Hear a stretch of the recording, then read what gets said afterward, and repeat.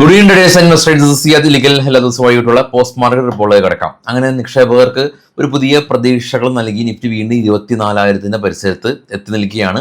200-ലേറെ point Nifty ഇന്ന് move ചെയ്തിട്ടുണ്ട്. യുദ്ധം തന്നെയാണ് പ്രധാന ഘടകം. Crude price ഫോളായി.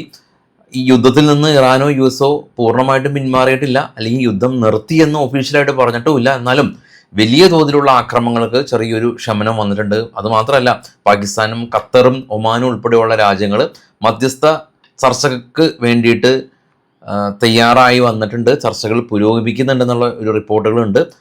ഇതിനിടെ ഇറാൻ ഈ ഒരു സ്ട്രൈറ്റ് ഓഫ് ഹോർമസിൻ്റെ പൂർണ്ണമായ നിയന്ത്രണം അവർക്ക് തന്നെയാണെന്ന് ആവർത്തിച്ച് പറയുന്നു. യുദ്ധം അവസാനിച്ചിട്ടില്ല എന്നുള്ള, വീണ്ടും അത് വ്യാപിക്കുമെന്നുള്ള ഭീതി നിലനിൽക്കുമ്പോഴും വലിയ ആക്രമണങ്ങൾ കഴിഞ്ഞ കുറേ ദിവസങ്ങളായിട്ട് ഇല്ലാത്തത് കൊണ്ട് ഇന്ന് ക്രൂഡ് പ്രൈസ് ഫോളായി.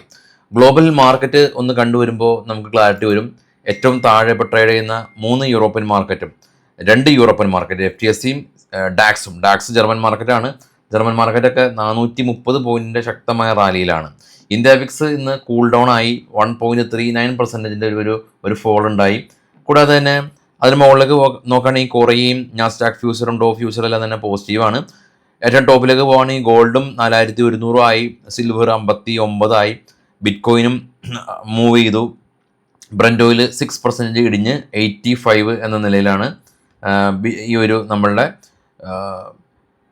ബ്രന്റ് ഓയിലിൻ്റെ നിൽപ്പ്. അപ്പോൾ ഈ പ്രശ്നങ്ങളെല്ലാം തന്നെ വന്നപ്പോൾ ഈ ബ്രന്റ് ഓയിലിന് വലിയ ചാഞ്ചാട്ടം, അല്ലെങ്കിൽ ഗോൾഡിൽ വലിയ ചാഞ്ചാട്ടം, നിഫ്റ്റിയിൽ വലിയ ചാഞ്ചാട്ടം, ബിറ്റ്കോയിൻ സ്റ്റേബിളായിട്ട് നിൽക്കുന്നുണ്ട്. ബിറ്റ്കോയിനിൽ നമുക്ക് ട്രേഡ് ചെയ്യാം, അതും ഇന്ത്യൻ ബ്രോക്കർ ഉപയോഗിച്ച് ട്രേഡ് ചെയ്യാം. ITR ഫയൽ ചെയ്യാം. സാധാരണ ഇന്ത്യൻ ബ്രോക്കർ തന്നെയാണ്.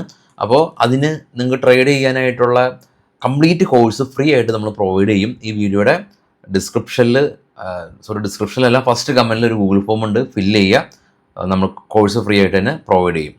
ഇനി നമുക്ക് നമ്മുടെ മാർക്കറ്റിലേക്ക് തിരികെ വരാം. നമ്മുടെ മാർക്കറ്റിലുള്ള പ്രധാനപ്പെട്ടിട്ടുള്ള കാര്യങ്ങളിലേക്ക് വരുമ്പോൾ സെൻസെക്സും നിഫ്റ്റി, സെൻസെക്സ് ഒക്കെ ഇന്ന് 776 പോയിന്റ് മൂവ് ചെയ്ത് 76,836 സെൻസെക്സിൻ്റെ സ്പോട്ട് ഉള്ളത്. നിഫ്റ്റിയുടെ സ്പോട്ട് 23,996, അതായത് 24,000 തൊട്ട് താഴെ. ഓട്ടോമൊബൈൽ സെക്ടറിൽ ഫ്രഷ് ബൈയും കണ്ടു. ഓയിൽ മാർക്കറ്റിംഗ് കമ്പനീസിലെല്ലാം തന്നെ ഒരു മൂവ്മെൻറ്റ് നടത്തി. മൂവ്മെൻറ്റ് കിട്ടി നമുക്ക്.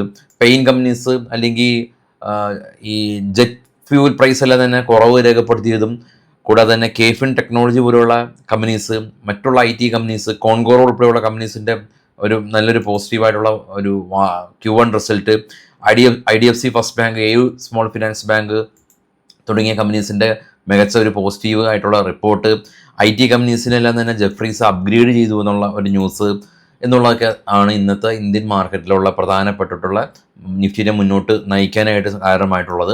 IPOയിലേക്ക് വരുമ്പോൾ പൂജ പ്രസിഷൻ IPO നാളെ ഓപ്പൺ ആവുന്നുണ്ട്. പ്രൈസ് ബാൻഡ് 285, 301 എന്ന നിലയിലാണ് ഉള്ളത്. നമുക്ക് നേരെ ഓപ്പൺ ഇൻട്രസ്റ്റ് നമുക്കൊന്ന് കണ്ടുവരാം. ഓപ്പൺ ഇൻട്രസ്റ്റ് എന്ന് പറയുന്നത് നിഫ്റ്റിയുടെ കറൻറ്റ് സെൻറ്റിമെൻറ്റ്സിനെ കാണിച്ചു തരും. നിഫ്റ്റിയുടെ സ്പോട്ട് നിൽക്കുന്നത് 24,050 ആണ്.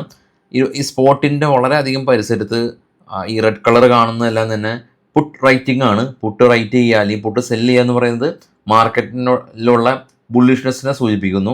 അപ്പോൾ അത്തരത്തിൽ ആളുകൾ വലിയ തോതിൽ പുട്ട് റൈറ്റിംഗ് ഉണ്ട്. അതുകൊണ്ട് തന്നെ PCR 1.36 എന്ന നിലയിലാണ് ഇപ്പോൾ PCR ഉള്ളത്. ഇനി കുറച്ച് സ്റ്റോക്കുകളുടെ വാർത്തകളിലേക്ക് പോകാം. ബൈസൽ റെക്കമെൻഡേഷനിൽ നമ്മൾ കളക്ട് ചെയ്തിട്ടുള്ള വാർത്തകളാണ്.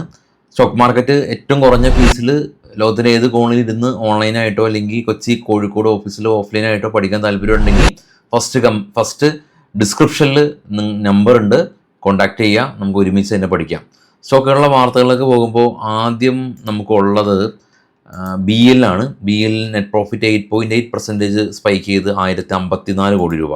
ഹഡ്കോ നെറ്റ് പ്രോഫിറ്റ് 35% സ്പൈക്ക് ചെയ്ത് ഡിവിഡൻഡ് ₹1.25 ഡിക്ലെയർ ചെയ്തു. വിപ്രോ IT കമ്പനി അവർ AI ബിസിനസ് എൻഹാൻസ് ചെയ്യാനായിട്ട് ഡാറ്റ ബ്രിക്സ് ആയിട്ട് പാർട്ണർഷിപ്പ് ഏർപ്പെട്ടു.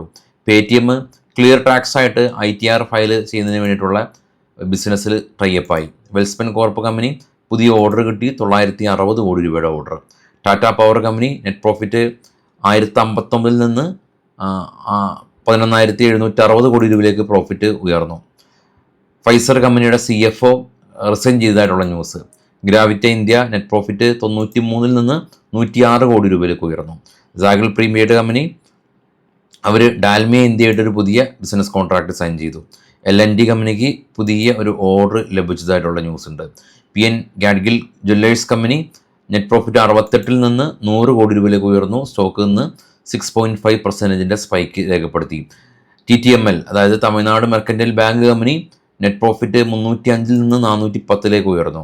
ബോംബെ ആസ്ഥാനമായിട്ടുള്ള real estate company Lodha developers ഒരു 20% ഗ്രോത്ത് ഫോർകാസ്റ്റ് കമ്പനി എയിം ചെയ്യുന്നു. 130 ഏക്കർ ലാൻഡ് അവർ ഡേറ്റ സെൻറ്റർ പാർക്ക് നിർമ്മിക്കാനായിട്ട് അക്യൂർ ചെയ്തു. സിമിറ്റോ കെമിക്കൽ കമ്പനി നെറ്റ് പ്രോഫിറ്റ് 180 നിന്ന് 215 ഉയർന്നു. കാനറ ബാങ്ക് നെറ്റ് പ്രോഫിറ്റ് 4750 നിന്ന് 4900 ഉയർന്നു.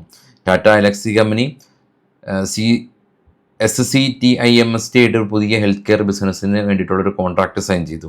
ഇനോസ് ഗ്രീൻ കമ്പനിക്ക് നാഷണൽ ലോ ട്രൈബ്യൂണൽ അഹമ്മദാബാദിലുള്ള അവർക്ക് പുതിയ ഒരു പ്രൊജക്റ്റിന് അപ്രൂവ് കിട്ടിയതായിട്ടാണ് ഇപ്പോൾ ഉള്ള ന്യൂസുകൾ. നമ്മുടെ ന്യൂസ് ചാനൽ നിങ്ങളെല്ലാ സുഹൃത്തുക്കൾക്കും ഷെയർ ചെയ്ത് കൊടുക്കാൻ മറക്കരുത്. എല്ലാവർക്കും ശുഭരാത്രി. Thank you all.